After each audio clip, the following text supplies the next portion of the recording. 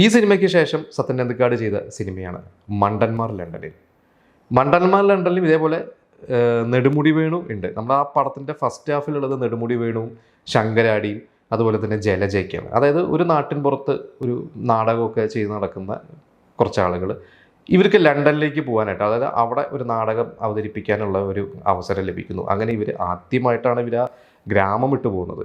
അങ്ങനെ ഇവർ ലണ്ടനിൽ എത്തിപ്പെടുകയാണ്. ലണ്ടനിൽ എത്തിപ്പെട്ടിട്ട് ഇവരെ ആരാണോ കൊണ്ടുപോയത്, അല്ലെങ്കിൽ അവിടെ ഇവരെ വെൽക്കം ചെയ്യാം എന്ന് വിചാരിച്ചത് ആരാണോ, അവരാരെയും അവിടെ വരുന്നില്ല. അവസാനം ഇവർ ലണ്ടനിൽ പെട്ട് കിടക്കുമ്പോൾ ഇവരെ രക്ഷിക്കാൻ വരുന്ന ഒരു ക്യാരക്ടർ, രഘു എന്ന് പറയുന്ന ഒരു ക്യാരക്ടർ, അതാണ് സുകുമാരൻ ചെയ്തിട്ടുള്ളത്.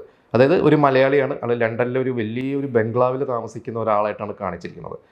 അപ്പോൾ നമ്മൾ ആദ്യം കാണുമ്പോൾ ഒരു വലിയൊരു ഹീറോ എന്ന രീതിയിലൊക്കെ തന്നെയാണ്. പക്ഷേ കുറച്ച് കഴിയുമ്പോഴാണ് മനസ്സിലാവുന്നത് ഇദ്ദേഹം അവിടുത്തെ ഒരു വാച്ച്മാനെ പോലെ അല്ലെങ്കിൽ ഒരു കെയർ ടേക്കറെ പോലത്തെ ഒരു കഥാപാത്രമാണ്. അതായത് ഇവരോട് ഇയാളവിടുത്തെ വലിയൊരു സംഭവമാണെന്നൊക്കെ പറഞ്ഞ് തള്ളി എന്താ പറയുക, ഇവരെ പറ്റിക്കുന്നതാണ് ശരിക്കും. പക്ഷെ ഒരു പോസിറ്റീവ് ക്യാരക്ടറാണ്. അതിലും ഈ പറഞ്ഞ പോലെ തന്നെ സുകുമാരൻ്റെ നമ്മൾ കാണാത്ത രസകരമായിട്ടുള്ള ഒരു ഹ്യൂമർ സീൻസൊക്കെ ഉണ്ട്. അപ്പോൾ മണ്ടന്മാർ ലണ്ടനിലും അന്ന് നല്ല വിജയമായിരുന്നു എന്ന് തന്നെയാണ് എൻ്റെ ഓർമ്മ.